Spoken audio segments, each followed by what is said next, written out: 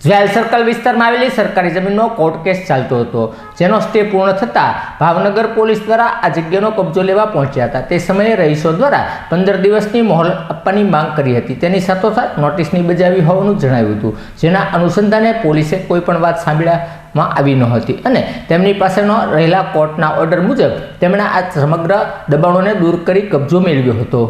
Jewel circle પાસે આવેલી સરકારી જમીનનો કોર્ટ કેસ ચાલતો હતો, જેમાં દબાણકર્તાઓ પણ કોર્ટમાં ગયા હતા। તેમને સ્ટે આપવામાં આવ્યો હતો, જે સ્ટે પૂર્ણ થયો હતો, જેના અનુસંધાને પોલીસે રાતોરાત મકાન ખાલી કરવાની રજૂઆત કરી હતી। તેમ છતાં પણ મકાન ખાલી કરવામાં આવ્યા ન હતા। ત્યારે રહીશો દ્વારા એક વખત ફરીવાર 15 દિવસની કોર્ટના આદેશ મુજબ નોટિસ બજાવી અને મુદત આપવાની માંગ કરી હતી। જે વિવાદ વચ્ચે પણ પોલીસે તેમને મળેલા ઓર્ડર મુજબ આ દબાણોને દૂર કર્યા હતા, જેના અનુસંધાને દબાણકર્તાઓ ફરી એક વખત કોર્ટનો દરવાજો ખખડાવશે તેમ જણાવ્યું હતું।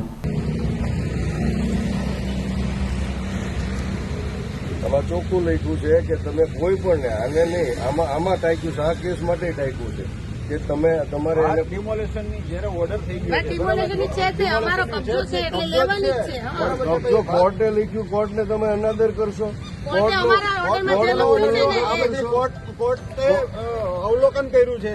ફાઇનલ ઓર્ડર જુઓ, છેલ્લો ઓર્ડર જુઓ, આ વસ્તુ જુઓ તમે। નહીં, આ તમે જુઓ ને, આ તમે જુઓ આમાં શું લખ્યું છે, એને તમે રજૂઆતો હોય ને, એ રજૂઆતો હોય, એમની છેલ્લો ઓર્ડર તમે આનું ઉલ્લંઘન કરશો। ઓર્ડર જુઓ। અરે ભાઈ, આ કમેનો ઓર્ડર છે, અમે તો અમારો ઓર્ડર જોઈએ ને।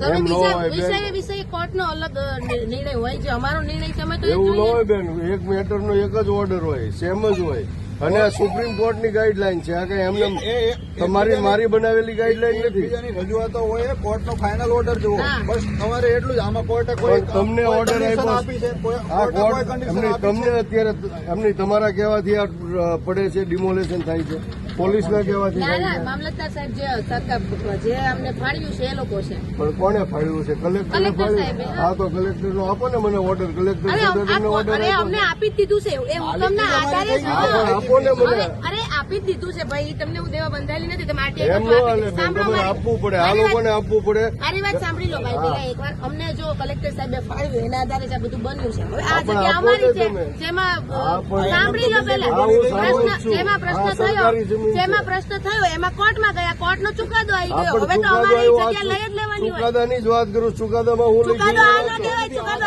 ઓર્ડર આ છે, ઓર્ડર આ છે, ઓર્ડર આ એમાં છે। કાયદું છે કે તમે એવી ખોટી વાત નથી ખોટી વાત નહીં, નથી। ખોટી જ વાત છે। તમે જાણી લો, તમે જાણી લ્યો પેલા। ના ના, એમાં લીગલી ચેલેન્જ કરજો, કોઈ પ્રોબ્લેમ ચેલેન્જ આ લીગલી જ છે, આ લીગલી જ છે। કોર્ટમાં મળજો તમને। હા, તો કઈ વાંધો નહીં, તો તમે એને સમય આપો, ના, એને ના, એ બધું અમારી જગ્યાએ છે, અમે લઈ જ પણ લેવાના નોટિસ આપો તમે, તમે નોટિસ આપો, નોટિસ આપ્યા અરે વગર બધું તમે કરેલું જ છે ભાઈ, આ મહિના ક્યાં છે? પહેલાનું આપો ને, પણ ક્યાં? તમને આપી છે નોટિસ?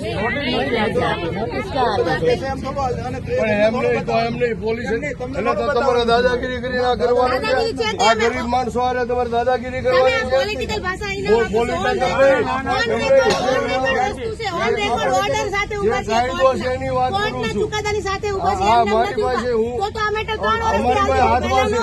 કોર્ટનું પત્યું પછી જ આવ્યા ને અમારા પાસે હાથમાં છે। કામ કરો, ચલો PGVCL વાળા કામ કરજો તમારું, ચલો ઉભા રહ્યો ભાઈ, PGVCL વાળા ઓફિશિયલ ઓર્ડર તમારો થઈ ગયો કરજો ભાઈ ઓર્ડર તમે છે, મને બતાવો એવું ઓર્ડર તમને બતાવો। બતાડે શું? ના, ના, એમ નો આવે, કોર્ટમાં એમ નો આવે કાંઈ। તમે કઈ ખાતી વસ્તુ કરી એટલે કઈ આ બધાને તમે દબાવી આ દો. રીતે ગમે એમ નો હાલે, નો મળે. તમારે ઓર્ડર એ આપવો અમે પડે। અમારા અધિકારી દેવા બંધાયેલા છે, તમને નહીં. કોનો કન્ટેન્ટ થાય છે એટલે તમે વાંચી લ્યો એક વાર.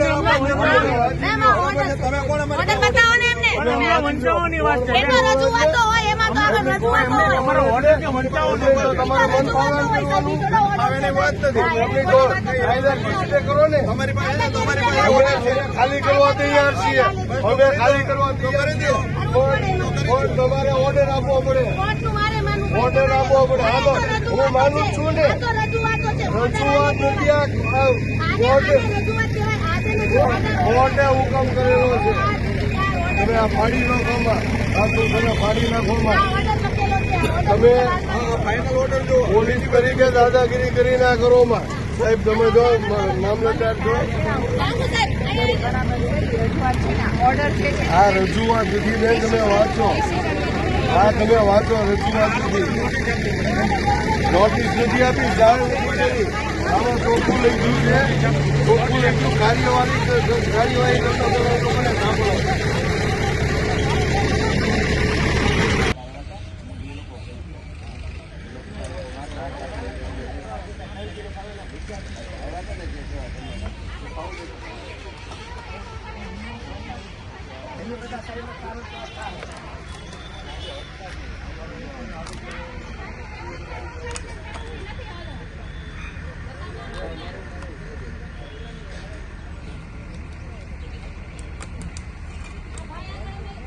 ભાવનગર ખાતે નીલમબાગ પોલીસ સ્ટેશને મારી ધરપકડ કરી, મને ડિટેન કરી અને જે બનાવ બન્યો એ ઘટના સ્થળ ઉપરથી મને પોલીસ દ્વારા ડિટેન કરીને પોલીસ સ્ટેશન લાવવામાં આવ્યો. ડિટેન શા માટે કરવામાં આવ્યા તમને? એમાં એવું હતું કે જ્વેલ સર્કલ વિસ્તારની અંદર છેલ્લા 50 થી 60 વર્ષથી ગરીબ માણસો પોતે ત્યાં વસવાટ કરે છે, રહે છે અને ત્યાં જ એની પાછળના ભાગમાં ભાવનગર આઈજી સાહેબનો એક બંગલો બને છે. આ બંગલો બનવાના કારણે આ લોકોને નોટિસ આપેલી, એના અનુસંધાને આ ગરીબ માણસો છે એના વતી અમે લોકો જ કોર્ટમાં ગયેલા અને કાયદેસર કાર્યવાહી કરી અને કોર્ટે સ્ટે આપેલો. પરંતુ આ અભણ અને અશિક્ષિત લોકો હોય, આ સ્ટે પૂરો થઈ ગયો હોવા છતાં આ લોકોને ખ્યાલ ન રહ્યો. ત્યારે આજ ગઈકાલે રાત્રે જ પોલીસ આવી અને આ લોકોને કહી ગયેલા કે તમે તમારું રાત્રે ઘર ખાલી કરી નાખજો, સવારે અમારે આના ઉપર ડિમોલેશન કરવાનું છે. તો મારું એટલું જ કહેવાનું છે કે પોલીસ તંત્રએ રાત્રે જઈ અને સવાર સુધીમાં ઘર ખાલી કરવાનું કીધું તો કોણ આખી રાતમાં ઘર ખાલી કરી શકે? બીજું, પોલીસે જેના ઈશારે આ કર્યું હોય પરંતુ નિયમની વિરુદ્ધનું કૃત્ય છે, કાયદાની વિરુદ્ધનું આ કૃત્ય કર્યું છે. આ બાબતે તમે કોઈ કાનૂની કાર્યવાહી લડત કરવાના છો?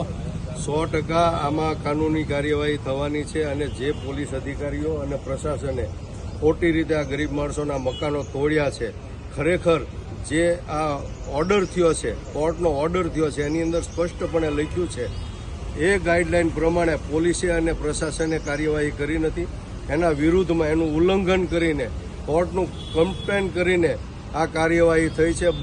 બળજબરીપૂર્વક બળ પ્રયોગ કરી અને પોલીસે આ લોકોને સવારે 6 વાગે સૂતા હતા ત્યાંથી ઉઠાડીને આ કાર્યવાહી કરી છે અને એના મકાનો તોડી પાડવામાં આવ્યા છે, એની ઉપર બુલડોઝર ફેરવવામાં આવ્યું છે. એ બિલકુલ ગેરકાનૂની છે. એના માટે અમે સુપ્રીમ કોર્ટમાં રીટ પિટિશન દાખલ કરવાના છીએ કલેક્ટર સાહેબની વિરુદ્ધમાં હાઈકોર્ટની અંદર.